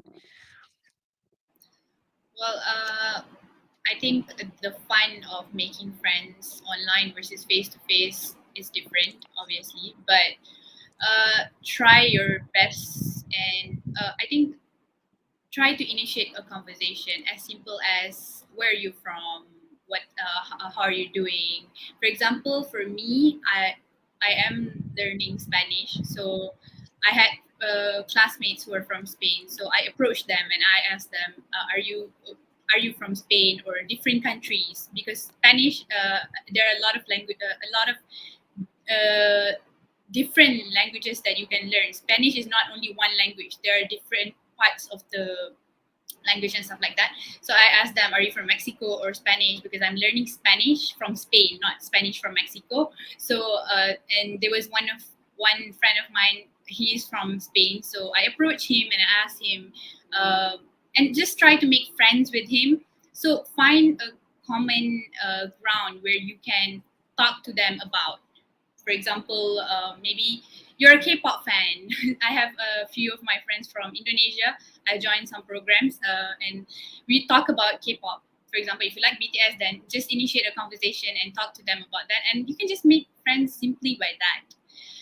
So that's that. And also language barrier. Of course, language is a barrier, but I think if you know try to find and initiate a conversation with those who can speak English, it will be much easier to be friends with them and stuff like that. So yeah, of course it's different from face to face as the intimacy of being friends, but just try your best to reach out to them and talk to them and find a common ground, I would say. All right, thank you, Mr. Rekashaf. Basically, it's about how we initiate a conversation, maybe about our love, our food that we love, maybe like Mr. Rekashaf said, maybe K-pop thingy, or maybe the K-dramas, or maybe even if you're talking about football, sports. So basically, we should find something so that we can talk about. So if we don't initiate the conversation, because we should not expect people to come and talk to us if you want to learn something. So let us be the one who initiate the conversation so that we learn something and they also learn something and benefit from it. So maybe Miss Rashida or Miss Dita, do you want to add something on this question, or we want to go to the next question? Yeah, actually, I want to add a little bit. All Actually, right, Miss when we Rashida. start to have okay, actually, when we start to have networking, so it's much more easier for us to make a friends, and of course, they will help us. Yeah. So of course, friends will help friends, right? So yeah, first of all, it's always make networking and friends. All right, thank you. So, Miss Dita, do you have anything to add? Yes, maybe I agree with Miss Rashida and Mr. Dure Kashaf that we don't be hesitant to start the conversation, and maybe to make the conversation being smoothly, you can talk what you like the same as with your friends. Like if you like K-pops or you like a movie or any, you can share with them. Then maybe it is the tips to have a lot of friends tip. I think that's Yeah. all. Thank All you. right. Thank you, Miss, to all the three panels. So basically, the next question from Ainina Nizan, how to make friends from a different nation. Basically, I think this is the same question with Mahira. So I do believe that Miss Ainina, your question have been answered by all the panels. So next from Siti Sarah Muhammad Suhaimi, do you have a dream countries you wish to go to work or studies next? Or maybe for studies for master or PhD, or if you want to work where? So maybe I can start with Miss Rashida. All right. Actually, I'm from business economics background. So HKU, Hong Kong University, is the most preferable university that I look for if I want to continue my studies. So in terms of work, honestly, I have a dream to work in Indonesia because I see a few large companies in Indonesia such as Garuda and certain company that have outstanding performance. So why not I gain experience from other countries and bring the experience back to my countries so that I hope that I able to contribute something in Malaysia. So that's it. All right, thank you, Miss Rashida. That's a great thoughts about it, because yeah, when we go to the other countries, make sure that you guys bring back something to your country so that we can implement or improve our country, so we could be one of the best nation, not only in the Southeast region, in also in Asia region, but also in the world. So yeah, Mr. Rekasha or Miss Tita, do you have anything to add, or your opinions, your dream countries, or you wish to work? Yeah, right. So I think having a chance to study overseas is a dream of everyone, actually. I mean, maybe most of us. So the country that I would really love to go to and work at would be United States. Hence why I'm learning Spanish to expand my ability to communicate with a lot more people and stuff like that. And also, I would love to further my studies in MBA. Hopefully, but we'll see what will happen in the future. But right now, it's that's there. All right, thank you, Mr. Rekasha. So Miss Tita, do you have anything? Yes, thank you. I think for now, I don't know, because I'm still in the third semester, so I think that's too far for me. But if I have a chance, I want to go to United Kingdom, because that is be my dreamed country too. Since I was in elementary, after I watched the Harry Potter movie, I'm sorry, Oh, and then okay. yeah, I think that a lot there have a lot of place that looks so beautiful and with a lot of castle, and yeah, you know about it, you know the kingdom over that, and I want to Yeah. meet with my friends too, so I think that's All right. So thank you, Miss Tita. So we are going to the next question. Maybe I'll ask this question first to Miss Tita Ayu. If you were given another chance, would you prefer a virtual or face-to-face exchange program? I think we already know the answer, but we want to know your opinion. all right. Thank you. Yeah, if I have a chance, of course I want to have a face to face class. Of course, it actually I just want to know about. Besides, I want to learn some things, or I want to deeply my knowledge, but I want to have traveling too. So, and yeah, you know, I want to I want to feel that too, and I really that's really glad for you if you have like Miss Rashida who has and Miss Durikaza, right, has the opportunity to have the face to face in the Indonesia. They can feel the circumstance, how the country and how the environment and a lot of things. I think that's all. All right. Thank you, Miss Tita. So Miss Dureka Sham or Miss Rashida, do you have any thoughts?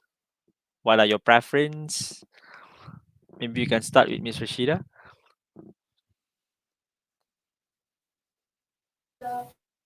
All right.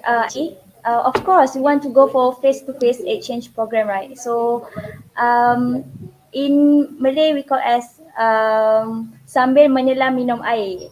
Okay. So, um, at the same time, you learn something from at abroad. So at the same time, you're able to traveling, you're able to make new friends, and you just can cuti without having to pay much on the expenditure. So it's of course very fine. All right. Maybe Miss Dureka Shaf in a short answer. Yeah, I think with online, it saves a lot of costs as well as our time. But if I have ever given an opportunity to do face to face, I would definitely love to do that. Yeah. All right, so let's hope that everyone would have the chance to go, maybe if not an exchange student program, maybe study abroad or work abroad in the other countries, so that at the end of the day we could be better and better, learn something new, so that it would widen or broaden our horizon, our knowledge, our thinking skills, and everything. So for the next question from Miss Nur Aisha, great afternoon, everyone. Good afternoon. Do introvert person will find it difficult to encounter or communicate with friends? Do they accept introvert person easily? So I'll open this stage to any panel who will want to answer this question. Anyone?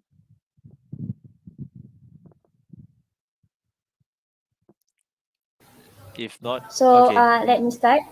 Okay, so let me start. Actually, for me personally, it's not about do they accept us as introvert, but why not we change our perspective from that do they extrovert person with make students exchange program as your chances, as your opportunity for you to not become introvert anymore.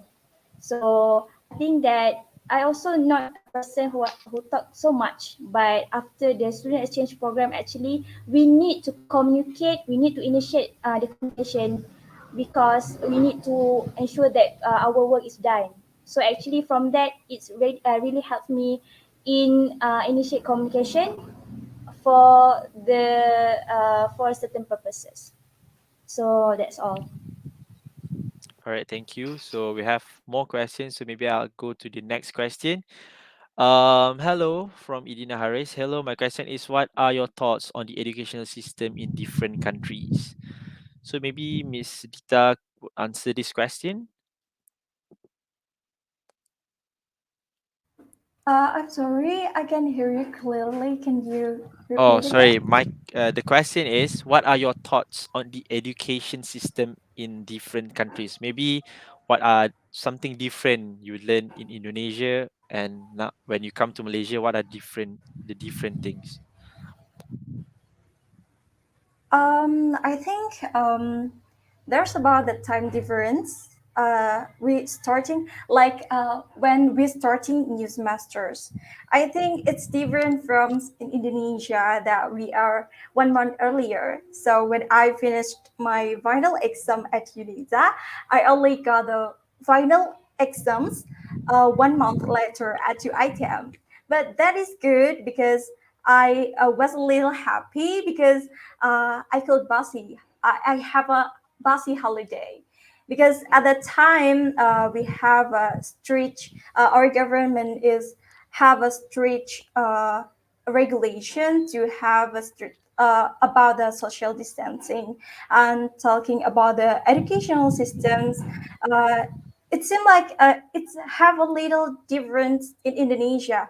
I ever heard that in Malaysia, students have to take matriculation before entering the university. Am I right? Yeah, some of the roots are from the matriculation. We also have foundation from diploma. Yeah, and I asked to my friends too that, and it turned out that that to be true, and uh, that's where I just found out because it's indeed in Indonesia we weren't like that. So after we graduation from high school, we could go straight to college only if we passed the college entrance exams. And I think it's a very good entrance education for everyone like that. I learned a lot because of this exchange program because I don't know about that before. All right, thank you, Miss Dita. So basically, in Malaysia, we have different routes for us to enter university, from matriculation, from foundation, from STPM, from diploma is basically diploma is after high school, then we enter diploma is already in university, and then we continue with our degree. So we have several routes. We also have these professional routes for us to go for professional accountancy or maybe other courses. So yeah, difference makes us great. Like Malaysia have their education system, Indonesia have their education system, but both will benefits their nation. So next question, maybe to Miss Dureka Shaf. Did you learn anything about politics there, or maybe here in Malaysia? Do you, do you learn anything about politics during your time? Maybe when we talk about politics, we talk about negotiation, we talk about diplomatic. So do you learn anything about that? Well, I took celebrity culture, so I learned a little bit more on the celebrity parts, not so much on politics. But I would love to praise Indonesia for their initiation and emphasis, because I have just went on a competition in Indonesia, and I love the fact that Indonesia is a country that initiates more on its growth, international presence on businesses and stuff like that. So I hope that Malaysia will follow the lead of Indonesia more on this part. So that's that. Not so much on politics. All right, thank you, Mr. Rekashaf. So last question from Nur Maisara Romli. Hi, is there any certain application or platform that you guys use in getting in touch, especially in do assignment group? Thank you. So maybe do you found out some application or platform that you use during your time in an exchange student program as an exchange student program? Maybe in a short answer, Ms. Rashida.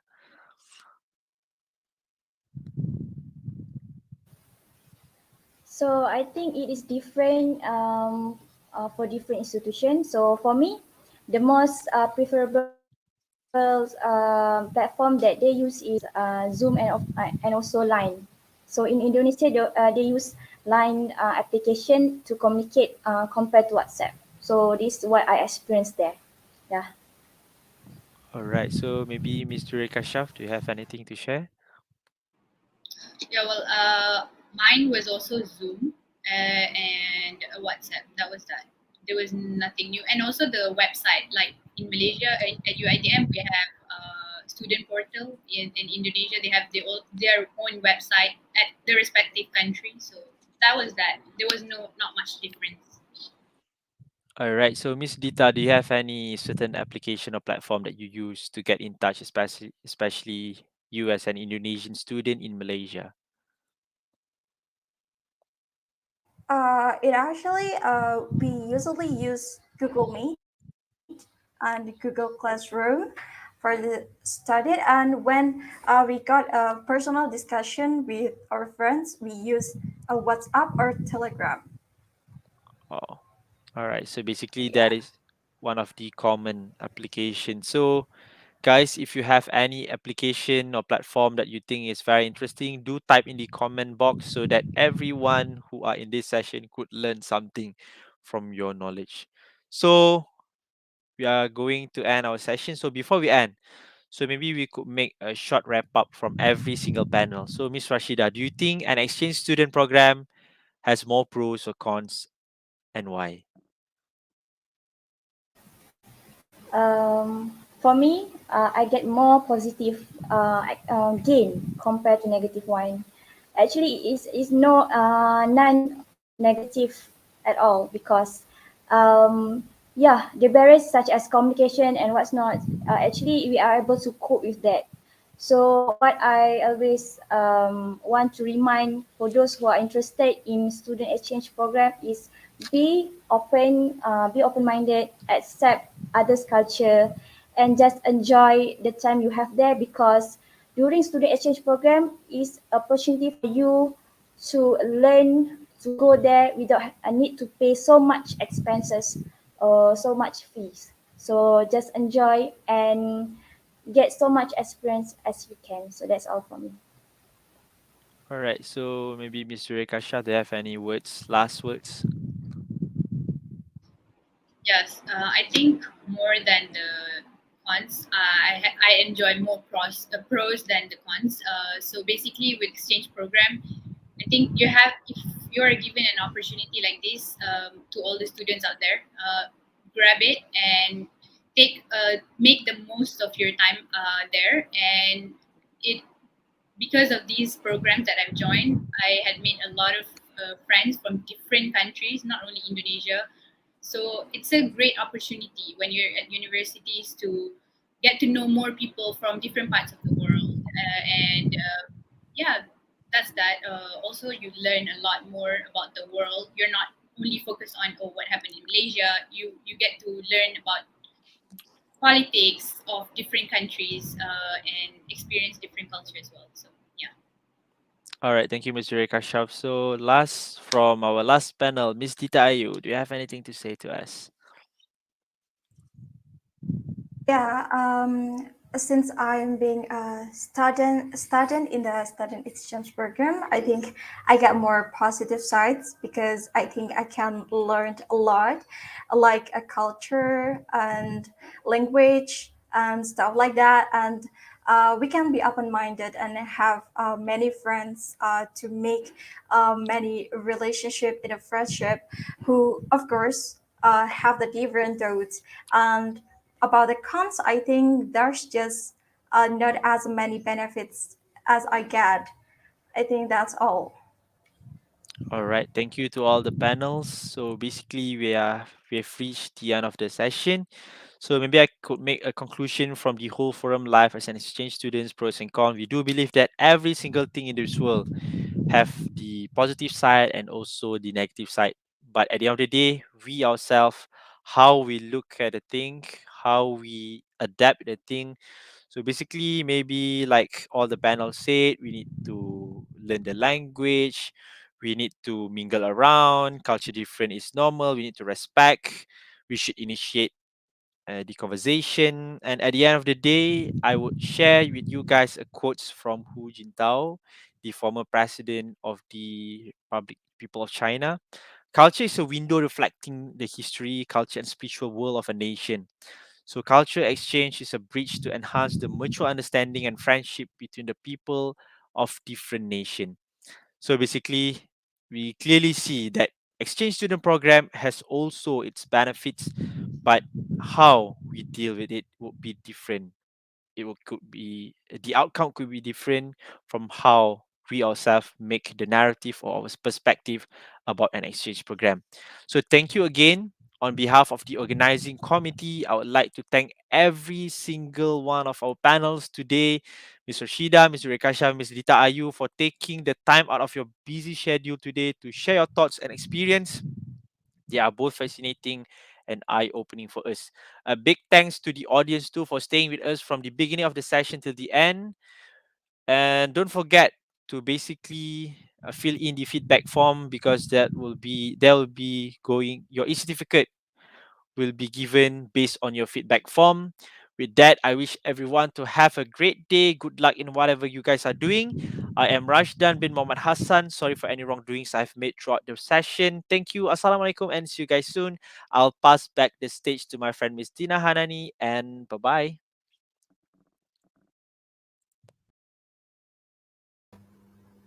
Thank you, Ms. Rashida and three of our panelists for a very interesting forum session. I would admit that hearing such experiences from the exchange students themselves is interesting and inspiring. I totally agree when one of the speakers said that we should mix and mingle around with other people and not with only our circle. And then what's the point of joining students in program if we don't want to step up from our bubble? Also, please be open to adopt their culture and language to ease your journey abroad.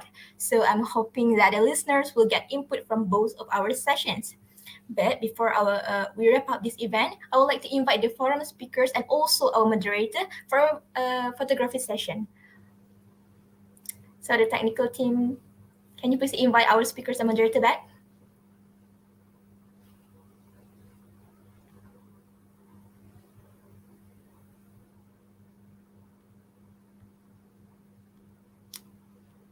Uh, Miss Tita.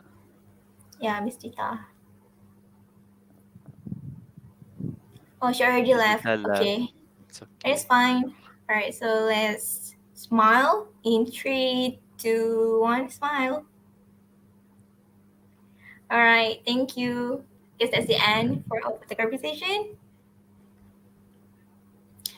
All right. So, with the end of the forum session, it marks the end of our event for today. I would like to express my gratitude on behalf of the organizing committee, the guests and participants for being part of this program. We would like to apologize if there's any inconvenience or delays throughout the event.